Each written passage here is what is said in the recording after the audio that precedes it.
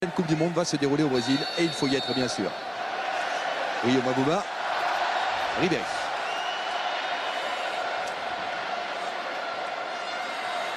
Sako.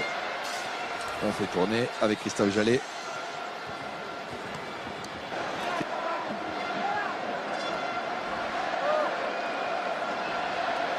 Allez, bis repetita. Avec Veremko tout à l'heure qui n'a pas osé sortir. Bien La frappé, tête de Sako et l'arrêt du gardien biélorusse. Ouais, ça fait deux corners qui sont bien frappés par Cabaye. Deux actions dangereuses, même si la tête de Sako manque de puissance. Martinovic à la relance. Ouais, Défense centrale. Le relais avec Capou à gauche. Il y a Ribéry. Benzema et Giroud sont dans l'axe. La tête. Et la tête aussi. Jolie parade de Veremko. Didier Deschamps qui demandait à ce qu'on soit plus efficace sur les côtés et avoir une meilleure qualité de centre. Là, c'est un très bon centre de Franck Ribéry et la tête aussi parfaitement bien ajustée, heureusement. Dégagé. On passe à tous les coups. Hein. Mabouba. Et il y a encore une solution sur le côté gauche. Ribéry. Cabaye. Allez, le relais. La frappe de Cabaye. C'est bien. Non, cadré, c'est bien. C'est bien, même si cette frappe passe à 2-3 mètres. Mais en tout cas, dans l'intention. Mais la première passe n'était pas joué. parfaite. Donc la remise ne l'était pas non plus. Et buteur contre l'Ukraine, Yohan Cabaye, il a une grosse frappe, on le sait. Il a une super frappe, mais là, il apprend un petit peu trop de l'extérieur. Alors qu'on va voir sur cette image l'action d'avant avec la tête d'Olivier Giroud. Ah, Veremko, là, il fait une super parade parce que la tête, il a parfaitement bien placé Olivier Giroud. Coup de sifflet pour une faute sur Rodionov. Alors, soit il passe, soit on est obligé de faire faute sur lui. On arrive à trouver Olivier Giroud. On a tous les ingrédients. Il faut juste transformer maintenant. Tiens, regardez, on parle de coup franc. Michel Platini aux côtés de Noël Le Graët, le président de l'UEFA.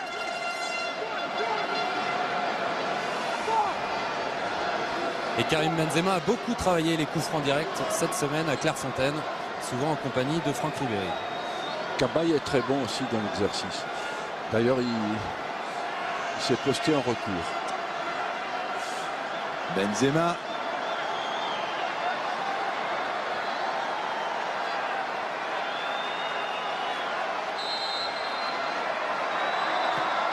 Ballon dévié. Oh, juste à côté, une partie du stade a cru que le ballon était au fond. La concentration de Karim Benzema et ce ballon qui est dévié par le mur. Ouais, ça touche le poteau de derrière. Ouais. 56 mètres. Ça touche le poteau qui tend les filets. C'est pour ça qu'on a vu les filets bouger. Cabaye. Corner.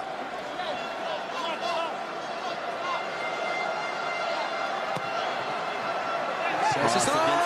J'ai cru que c'était au fond. Sako avec la parade. Ouais, là. Allez, coup de sifflet.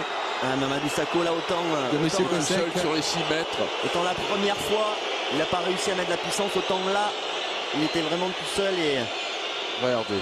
Aïe, aïe, aïe. Il la prend un peu de l'épaule. Un peu. Ouais. Il la prend. Ouais, c'est ça. Ouais, de l'épaule. De l'épaule. Sa tête n'est pas nette, non. Et en revanche, Sergueï Veremko, lui, fait son match. Le capitaine. Ça fait deuxième occasion là pour Mamadou Sako. On le salue, Laurent. Avec un ballon sur le côté droit pour les Biélorusses. Kislak.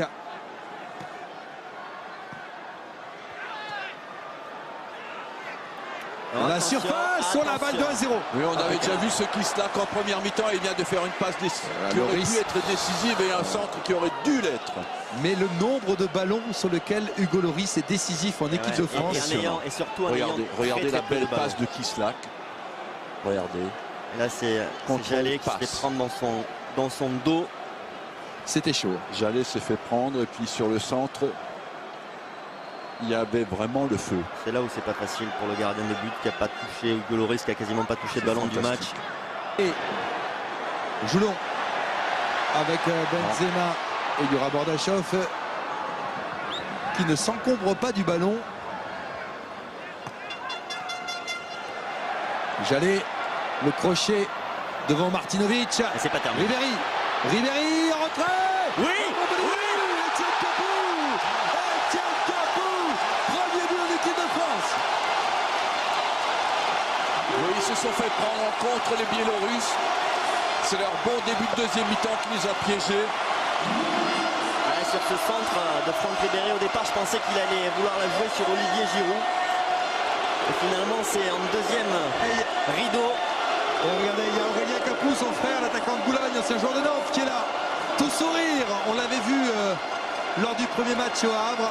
Et Etienne, buteur contre Saint-Etienne, je vous le disais, après avoir joué en équipe de France. Cette action-là. On a eu un contre favorable. Et Franck Ribéry qui récupère ce ballon-là.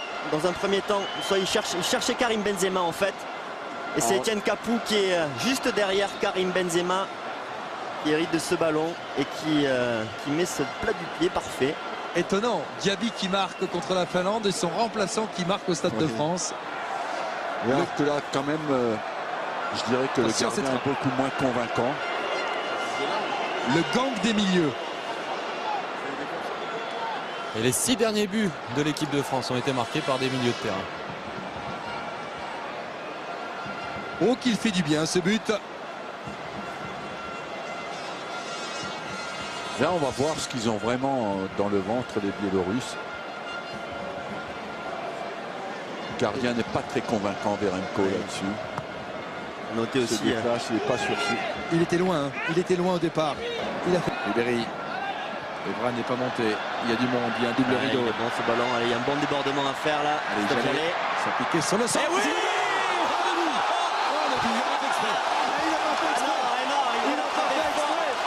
mais elle est au fond du filet. Qu'il est beau ce sourire. Il voulait frapper fort au premier poteau, Christophe Jallet. Et c'est la transversale qu'il a mis. Et c'est la soirée des grandes premières. Michel Arsène, premier but en bleu également pour Christophe Jallet. Il sait que c'est un but involontaire. Mais peu importe. Parfois, vous vous faites féliciter pour des gestes que vous avez loupés. Le sourire en coin de Michel Platini. Enfin, c'est magnifique comme but. Mais il a bien voulu centrer au deuxième poteau. Il voit Karim Benzema, il veut la mettre sur Karim Benzema. Voilà, il regarde Karim Benzema à aucun moment. Comme il ouvre trop son pied, il la frappe.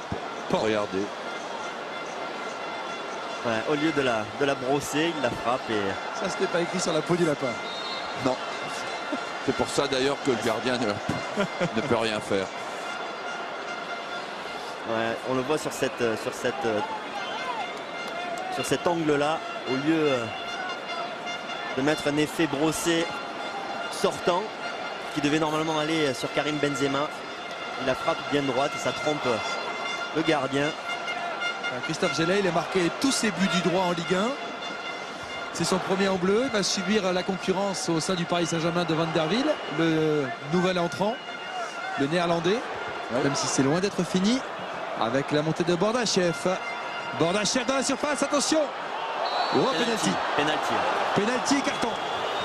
Penalty et carton. Sorti par l'arbitre pour cette faute sur Poutinho. Il faudrait revoir l'action. Parce qu'il a déjà sauvé une balle comme ça contre la Finlande sans avoir fait faute. Et ce serait intéressant à revoir. Il n'est pas d'accord. Yanga Miwa. Il dit non. Au Ça départ, ne semblait pas évident. Il n'y a rien du tout. du tout. Il y a absolument Rien du tout. Absolument rien. Il n'y a rien du tout, effectivement. C'est une faute imaginaire. J'ai pas l'impression. Le laser, c'est nul. Il y a eu un petit contact. Il y a eu un petit contact.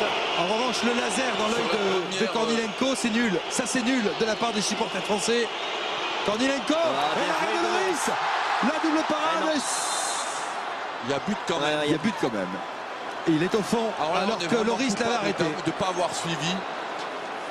Et la parade était bonne, mais les Biélorusses étaient beaucoup plus rapides pour suivre ce ballon. Manque d'attention là des joueurs français. Là il le touche. Là, il le touche. Il le touche, mais il fait Là, pas il le action touche. pour aller vers le Autant pied. sur l'autre angle, on a Regardez. l'impression qu'il ne le touchait pas. Là, on est Quel coupable, dommage. vraiment Quel coupable. dommage. Il fait la parade Hugo Lloris et derrière on suit pas. On ne suit pas là-dessus. Le 14 Putillo. Ouais, et là, c'est un manque d'attention particulier des défenseurs français qui doivent suivre. Il est malchanceux là-dessus, Hugo, quand même.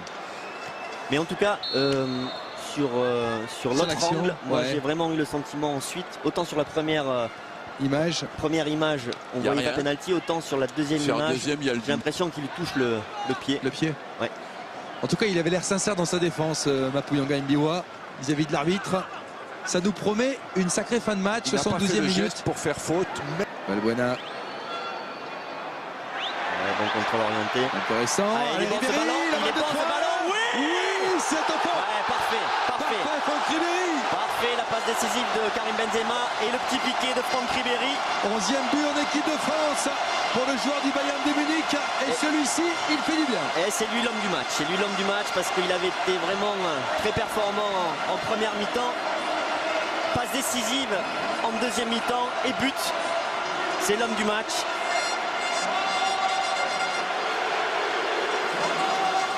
c'est le but libérateur, oui. Ouais, parce qu'on était vraiment dans une période un petit peu bizarre. Je sentais. Alors là, c'est assez paradoxal parce que là, le lob vraiment s'imposait. Le gardien sort à contre-temps. Et c'est encore une passe décisive de Karim Benzema. Ouais. Ah ouais. C'est devenu sa spécialité à Karim Benzema. Il a réussi à faire le décalage. L'appel de Franck Ribéry est bon. Sa 10e passe décisive en équipe de France. Ça va beaucoup mieux. Beaucoup mieux, beaucoup mieux. Il reste 10 minutes à jouer. La France mène 3-1. Parce qu'après le but biélorusse, on n'était pas très à l'aise. On n'est pas très à l'aise depuis le début de la deuxième mi-temps. Malgré les apparences, malgré les 3 buts.